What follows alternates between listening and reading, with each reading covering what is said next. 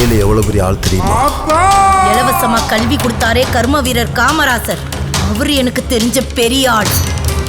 இந்த சீமைய வெள்ளக்காரங்க கிட்ட இருந்து மீட்டு கொடுக்கணுங்கிறதுக்காக வெள்ளக்காரங்களை அவங்க காலில் விழ வச்சு இந்த சீமையை மீட்டு கொடுத்தாங்களே மருது சகோதரர், அவங்க எனக்கு தெரிஞ்ச பெரிய ஆள்.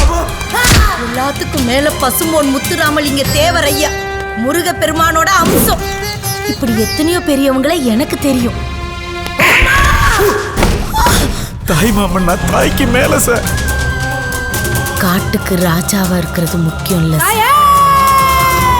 நல்லவனா இருக்கணும், அதுதான் முக்கியம்.